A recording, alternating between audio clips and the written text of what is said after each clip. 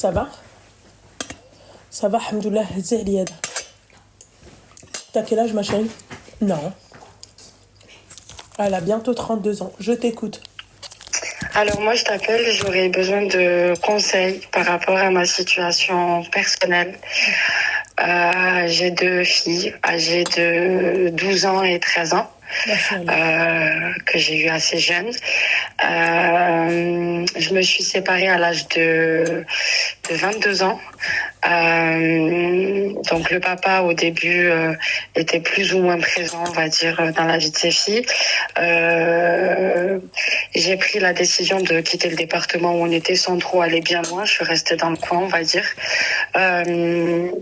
Et par la suite, monsieur a rencontré une femme. Cette femme-là, j'ai pas de mots pour la définir, mais une femme qui était toxique pour mes filles. Elle avait déjà des enfants d'une union précédente, donc quand mes enfants allaient chez eux, c'était tout le temps la guerre, il y avait des problèmes. Elle me ramenait les filles avec les cheveux, elle s'était permise de leur couper les cheveux. Elle m'avait ramené mes enfants avec ses enfants, enfin je veux dire 4 enfants sur la banquette arrière, pas sécurisés. Plein de petites choses comme ça. Dès qu'il mettait ses filles en fond d'écran, elle était jalouse. Enfin, clairement, elle était jalouse de la vie qu'il avait pu avoir avant, le fait qu'il avait déjà eu des enfants dans son passé. Donc, elle s'est montrée toxique.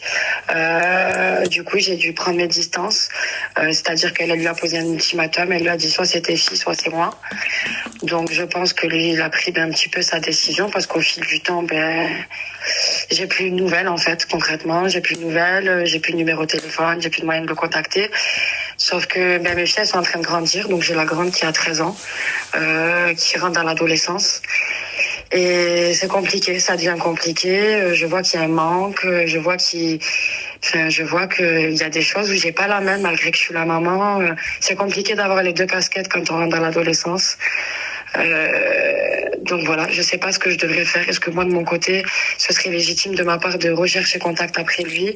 Est-ce que je dois m'en tenir au fait que il a décidé de faire sa vie et à partir du moment où il a refait sa vie, il faut savoir qu'il a refait un enfant avec cette femme. Donc en gros, il joue le papa avec d'autres enfants et il a refait aussi un enfant de son côté. Il n'est pas en galère ni quoi que ce soit. Je veux dire, il est dans la capacité de, s'il aurait voulu, chercher à prendre contact avec ses enfants. Donc je sais pas, je suis un peu perdue, je sais pas quoi faire. Alors, ma chérie, par rapport à tes filles, ma belle, ouais. Toi, tu as essayé de prendre contact avec le papa. C'est le papa qui est parti. D'accord? C'est ça. Tes filles, elles sont en âge de comprendre. C'est dur. Parce que cet âge-là, tu sais, t'es un peu avant la crise d'ado et t'es pas très loin de la crise d'ado. Tu vois? Ouais. Tu comprends? Donc, ouais, bien sûr. Peut-être qu'elles vont peut-être... même si tu le cherches, admettons, tu le cherches et tu le trouves pas. Elles vont le voir, tout ça, ma chérie. Elles vont voir que ouais, mais clairement... moi, j'ai pas envie. En fait, il est tellement parti avec une sorcière. Moi, les dernières conversations que j'ai eues, c'est le genre de femme, en gros, à partir du moment où elle s'est mise avec lui, elle m'a dit clairement, je veux plus peut-être contact avec lui, c'est moi qui prends les devants. Sauf que non, en fait, quand j'ai fait mes gosses, Rachel dans le lit, t'étais pas là. Donc, t'as pas ton mot à dire, c'est lui le père. Ouais, mais ma chérie, c'est à lui de parler, ma belle. Et ouais, mais non, c'est le même genre de mec où c'est le genre de femme qui, lui, c'est le genre d'homme qui se laisse un peu écraser, elle, c'est le genre de femme qui mène la barque à la maison. Tu vois un peu ce que je te dis? Ouais. C'est tu fais ce que je te dis. Et puis comme elle le tient un petit peu par sa situation, j'abrège, hein, mais quand je l'ai connu, il avait ses papiers, il avait sa carte et tout. Il a eu le statut vie privée, vie familiale, le statut. Quand on s'est séparés, on m'a demandé de prouver que il contribuait quand même à l'entretien des enfants malgré la séparation. C'était pas le cas à ce moment-là. Donc moi, ce papier, je ne l'ai pas rempli, ce qui fait que ça a engendré une demande d'expulsion du territoire. Il s'est retrouvé expulsé du territoire, sauf que elle était tellement accrochée à lui qu'elle a tout fait pour le refaire venir en France. Et en l'occurrence, elle est tombée enceinte. Et du coup, il est devenu papa d'un nouvel enfant français, ce qui lui a permis de revenir sur le territoire. Et depuis, en gros, elle le tient parce que voilà, elle a trouvé un papa pour ses premières filles qu'elle avait déjà d'une précédente union. Et lui, il sait il est par rapport à elle, par rapport à la situation qu'il a aujourd'hui entre ses mains, quoi. Ils se rendent service, on va dire, quelque part mutuellement. Donc voilà. Ma chérie, s'il est avec elle, c'est que c'est pour une bonne raison, je te le dis. Oui, mais je veux dire, tu peux pas délaisser tes propres enfants que tu as eus, on est quand même resté après 6-7 ans, refaire ta vie, faire abstraction de tes premiers enfants. S'il peut le faire. Que je me dis, ce qu'il m'a fait à moi, il peut très bien le faire à elle plus tard, quoi, Bah en oui. fait. Je me dis, à un moment donné, son cerveau, il va prendre de l'âge et il va regretter. Enfin, il a quand même des enfants qu'il a reconnus. Elle marche dans la rue, si demain il les croise, ils ont la même tête. Enfin, c'est leur photocopie. Enfin, voilà. Ouais, d'accord, mais elle se dit quoi, ma chérie? Elle se dit pas ça, elle? Oui, bien sûr, ouais, bien sûr. Voilà, tout simplement. Donc, du coup, je pense que je devrais faire quoi? Est-ce que je reste comme ça, je continue de faire ma vie, me débrouiller toute seule dans mon coin, et puis voilà. Parce que de mon côté, j'étais obligée d'entamer des démarches pour essayer de récupérer l'autorité parentale exclusive, dans le sens où je suis bloquée. Alors d'aujourd'hui, ma fille, elle a 13 ans, elle n'a pas son passeport, elle n'a pas de pièce d'identité, parce qu'il me faut l'autorisation du père. Il n'y a pas longtemps, ma fille, elle s'est fait retirer la thyroïde. J'ai dû faire des pieds et des mains avec l'anesthésiste qui voulait pas l'anesthésier parce que j'avais pas l'autorisation du père. Donc l'opération, alhamdoulilah, elle a quand même eu lieu parce que c'était besoin pour sa santé. Pourquoi tu vas pas voir le juge des affaires familiales? Ben, le juge, si c'est en cours, j'ai une procédure qui est en cours pour récupérer l'autorité parentale. Mais je me dis, au niveau de la religion, tout ça, est-ce que j'ai pas des torts, tu vois? Bah non, t'as pas tort. Qui est-ce qui abandonne ses enfants? Au niveau de la religion, c'est lui qui a des torts. C'est toi qui abandonnes tes enfants, mec. Normalement, t'as même pas besoin. Normalement, tu dois même pas attendre que ta femme, ton ex-femme te dise quoi faire et machin et ceci et cela. Samheli ya Habiba, je suis désolée de te dire ça. Tu vois, restez à votre place un peu, mesdames. Ouais, mais moi, j'ai mes torts. J'ai pas envie qu'en grandissant, elle tombe face à la sorcière avec qui il est, qu'elle lui dise, en gros, c'est à cause de votre mère que... Ouais, d'accord, ok. Parce que tu crois vraiment que moi, là, aujourd'hui, d'accord, demain, d'accord, je serais tombée sur ma belle-mère. Elle me dit ça de ma mère et tu crois vraiment que moi, ça va être... je vais la regarder, je vais dire, ouais, c'est ça, t'as raison. Je te crois sur parole. Ouais, je sais pas. Ma chérie, quand il va devoir rendre des comptes et quand ces gamines elles vont lui demander t'étais où, ce sera quoi lui sa question? Pourquoi t'es pas venue? Ta mère elle voulait pas? Ouais, ça va être ça. Enfin, moi je m'attends à ce que ce soit ici, que c'est pas une raison. C'est moi que je vais tout endosser. C'est pas une raison. Voilà. Ta mère elle voulait pas, ça c'est pas une raison. Mais après c'est sûr qu'on est en France, il y a des droits, il aurait pu faire valoir ses droits. Ouais, mais c'est toujours pas une raison. Ok, bon, mais je reste dans mon coin, je fais ma life, quoi. Voilà. Je continue comme... Tu continues malheureusement. C'est dur, hein, parce que tu vois, c'est tes filles et... C'est dur parce que ça reste une fille, donc un comment... Oui, t'inquiète pas, mais nous aussi, on a été à la place de tes filles, ma chérie. Tu sais, tout à l'heure, moi, tout à l'heure, ma chérie... Mais bordel de merde, elle va me laisser te parler ou c'est comment? Ma chérie, j'entends, t'as grandi sans ton père,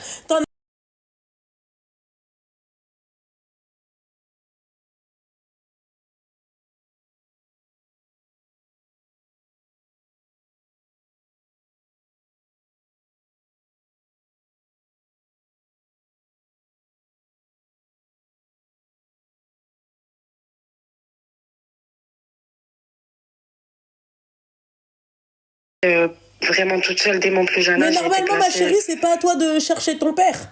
Dans le premier doute, dans le premier soupçon, on va dire. D'accord? Tu vas aller chercher ton père. D'accord? Mais après, ma chérie, quand tu le cherches et que le daron, en fait, il veut pas, il garde pas contact avec ses enfants. Mais au bout d'un moment, il faut... J'ai pas de numéro de téléphone, j'ai pas d'adresse, j'ai rien du tout. De qui, de quoi? Du papa? Du père des filles, ouais. Oui, et ben oui. Et ben, elle mange tabat al-bahar. Ça a fait. Voilà. C'est tout. Je comprends pas pourquoi tu te prends la tête, ma chérie. C'est compliqué, hein. Non, parce qu'elles sont dans la demande, tu vois ce que je veux dire. Elles sont dans la demande, dis-leur la vérité. Elles sont en âge de comprendre. Oui, bien sûr. Ma chérie, il faut leur forger un caractère. C'est dur. Parce que, qu'est-ce que tu vas faire, ma chérie? Tu vas mentir à tes filles? Non, bien sûr que non. Plus tard, elles vont t'en vouloir. Plus tard, elles vont t'en vouloir. Tu vas dire quoi? Tu vas dire, oui, ton papa, il travaille beaucoup. Quelle excuse tu peux donner à ça? Vas-y, je t'écoute. Qu'est-ce que tu peux dire? Qu'il est parti, il a fait sa vie. En plus, il a refait des enfants. Ma chérie, c'est pas la question. Quelle excuse, toi, tu pourrais trouver? D'accord? J'en ai aucune. Merci. Même si t'as envie de le couvrir, ce bâtard, tu vois, au bout d'un moment, il faut... Allez. Voilà. au bout d'un moment, je vais même pas te parler à toi parce que toi, en fait, tu parles en même temps que moi, je parle. Je suis désolée, c'est inaudible.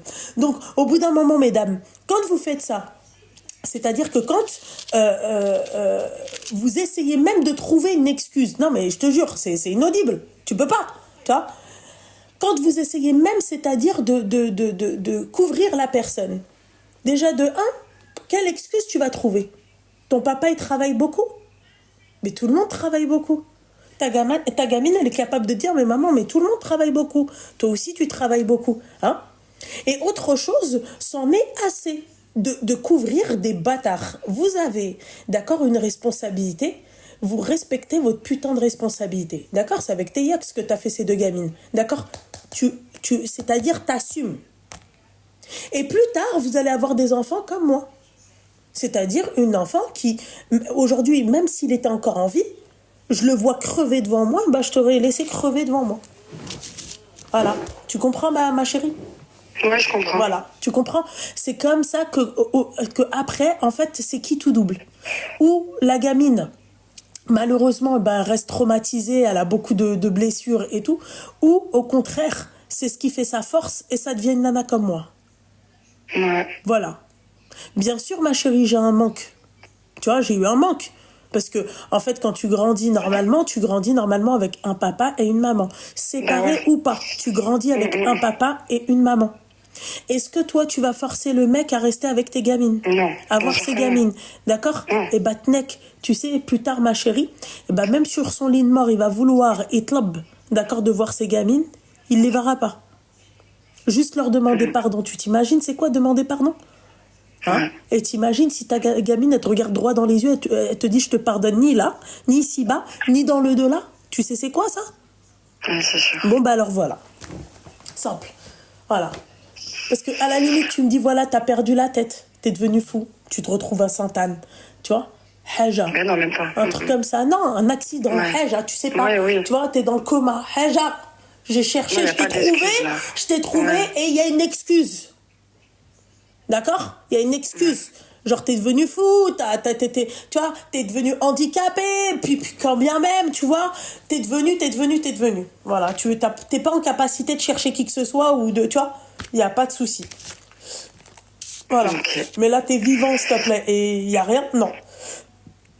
Et non, c'est sûr qu'il n'a pas d'excuse, valable en tout cas. Nous sommes d'accord, ma chérie. Nous sommes d'accord. Et du coup, une dernière question. Est-ce que tu penses que je peux aller chercher de l'aide, du soutien auprès genre de psychothérapeute, psychologue? Parce que je vois que la plus grande, la petite encore ça va, elle est plus proche de moi. Mais la grande, vu qu'elle grandit, elle est un peu plus dans son coin, dans sa bulle, on va dire. Et je vois qu'il y a un mal-être un petit peu, elle prend du poids. Il y a quelque chose qui va pas. Elle est souvent triste, parce que c'est une enfant qui réfléchit beaucoup. J'essaye de parler avec elle, hein, mais elle se confie pas beaucoup. Donc je me dis, est-ce que ce serait peut-être pas bien, vu que pour elle, je représente un petit peu l'autorité, il y a des choses qu'elle osera peut-être pas me dire aussi, par crainte. Est-ce que ce serait peut-être bien d'aller chercher la discussion, essayer de la faire parler auprès d'un professionnel de santé, quoi? Bah chérie, bien sûr que c'est maintenant qu'il faut les emmener voir un psychologue. C'est pas plus tard. Ouais. Moi, ma chérie, alhamdoulilah, j'ai eu une mère qui était forte et qui nous a, tu vois, qui a été notre psychologue. Moi, ma mère, ça a été ma psychologue. Tu comprends? Encore pas plus tard que tout à l'heure, on était vers la porte de Clichy et elle me disait, oui, moi, à l'époque, je venais jusqu'ici, je faisais les ménages ici, je faisais ci. Après, j'ai regardé, je lui ai dit, putain, maman, t'as galéré quand même. Hein. Tu vois? Ouais. Elle a regardé, après, tu sais, elle a commencé tu vois, à hocher de la tête, tu vois. Eh ouais, ma belle, hein. Moi, quand je vois ça, c'est impossible que je pardonne. Moi, je lui pardonne ni là, ni Goddam Rabbi. Je lui pardonne pas, moi. Rien que par rapport à ma mère. Rien que comment ma mère, elle s'est cassé le dos, elle s'est pété le dos pour nous, il en est hors de question. Alors que toi, t'avais toute ta santé et tout, je lui pardonne pas. Et moi, tu sais, je sais que moi, j'ai tous mes demi-frères et sœurs qui me regardent, tu vois, qui m'écoutent, tu vois. Tu sais, j'ai jamais reçu un message de leur part. Déjà, j'ai jamais reçu un message tout court de leur part. Je suis en contact vraiment avec 2-3 neveux et nièces, tu vois. Vraiment. Alors qu'on est je sais pas combien, ok. Et qu'est-ce que je voulais te dire par là? Pourquoi j'en suis venue ici? Jamais j'ai reçu un message de leur part, ni positivement, ni négativement. Parce que je me dis que dans le fond, je pense qu'ils savent que leur père, c'était un bâtard. Voilà, clairement. D'accord. Tout Ouais. simplement, ma chérie. Tu comprends? Et il y a Ouais, je Will, comprends. s'il y en a un qui vient et qui me fait le reproche ou un truc comme ça, hein, ça va chier des cacahuètes. Autant moi, je les comprends, je veux pas qu'ils prennent parti. Je comprends le fait qu'ils ne prennent pas parti, tu vois, parce qu'ils sont entre leur mère et nous. Parce que leur mère aussi, tu vois, elle y est pour quelque chose. Elle dit que de son vivant, elle ne veut pas, c'est-à-dire qu'ils aient contact avec nous. Alors que je la connais pas, moi, la meuf, hein. Tu vois, moi, je la connais pas du tout. Mais d'un autre côté, je peux comprendre. Parce que ça peut être aussi une femme blessée. Tu vois, comment t'expliquer mon sentiment, il est. Tu vois, tout se mélange. Tu comprends? Voilà. Autant, tu vois, c'est-à-dire, à cause d'une personne, regarde le bordel que ça fout pas, ma chérie. Et tu crois que le fait que il a un enfant maintenant et qu'il le présente pas à ses deux premières filles, tu crois que ça c'est pas haram aussi? Ah, moi, je me dis, ça craint. Si demain, elle rencontre un garçon, elle tombe, c'est son demi-frère sans le savoir et Mais c'est déjà ça craint, arrivé. ça fait de la En Égypte, c'est consanguinité, donc je sais pas arrivé, comment on dit. cette histoire-là. En Égypte, c'est Ça craint. arrivé. Il y a pas longtemps, sur mon live, c'est arrivé. Une fille qui était carrément enceinte de son frère sans le savoir. Tu vois ce que j'ai envie de te dire? Voilà. Donc tu crois que moi, après, moi je veux ni que Bnadem Illoumni, c'est-à-dire je veux pas qu'on me fasse le reproche ou quoi que ce soit. Oui, regarde comment tu parles de ton père. D'accord? Et je veux pas non plus, c'est-à-dire je comprends qu'ils respectent aussi leur maman et qu'ils restent à leur place. Voilà. Mais moi, ma chérie, on est je sais pas combien dans ma famille, hein. Et j'ai je ne sais pas combien de frères et sœurs. Voilà. Ils sont plus C'est âgés triste, que hein. moi, ça pourrait être mes darons, mes frères et sœurs. Tu vois? Et il n'y en a pas un avec sa maturité, tu vois, qui se disent, ouais, quand même, c'est haram, Gouddem Rabbi, tu vois. On est censé quand même prendre de leurs nouvelles, c'est elles les plus petites, machin, machin, machin. Renouer les liens. Renouer les liens, c'est même pas renouer les liens, puisqu'il n'y a jamais eu de lien, malheureusement. Donc d'un côté, tu vois, je les comprends. D'un autre côté, je les comprends pas.